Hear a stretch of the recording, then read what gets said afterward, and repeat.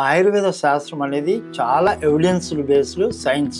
దాన్ని పూర్తిగా అర్థం చేసుకోవాలంటే చాలా డెప్త్గా, అందుకే మన గవర్నమెంట్ వాళ్ళు BA MS అని 5.5 సంవత్సరాల కోర్సు, అదేవిధంగా స్పెషాలిటీ వస్తే MDలో కూడా మనకు శల్యాన్ని, క్షారసూత్ర ఇలాంటివి చేయడానికి, పైల్స్ ఫిస్టులు చేయడానికి, అదేవిధంగా పంచకర్మ అని ఏవైతే ఈ బయో ప్యూరిఫికేషన్ అండ్ డీటాక్సిఫికేషన్ చేసే చికిత్సలు, ఇంకా జనరలైజ్డ్ మెడిసిన్స్, ఇవన్నీ సబ్జెక్ట్స్ ఉన్నాయి.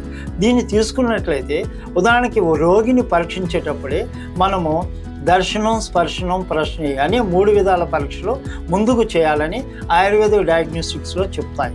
ఏంటంటే ఫస్ట్ పేషెంట్ చూడంగానే వాళ్ళు ఎలా ఉన్నారు, వాళ్ళ నడక ఎలా ఉంది. ఉదాహరణకు ఒక నడుము నొప్పి లేదా సైడ్కి ఉన్న పేషెంట్ యొక్క నడక ఈగల్ గేట్ లాగా ఉంటుంది, లేదా ఒక మోకాళ్ళ నొప్పులు ఉన్న వాళ్ళ నడక వేరుగా ఉంటుంది.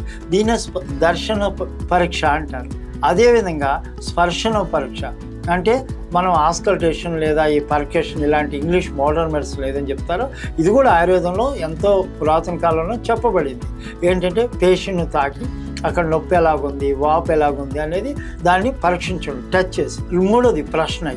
అంటే ప్రశ్న అంటే ఇంట్రాగేషన్, అంటే పేషెంట్ ఆకలి అవుతుందా, నిద్ర అవుతుందా, మోషన్ ఎలా అవుతుంది, నొప్పి ఎప్పుడు వస్తుంది, తినకముందు వస్తుందా, ఇట్లా నడిచినప్పుడు వస్తుంది, ఇలాంటి పలు విధాలైన పరీక్షలు వీటి ఉంటాయి. అదేవిధంగా ఇంకా అష్టాదశ పరీక్షలు అనేవి కూడా ఆయుర్వేదంలో ఉంటాయి.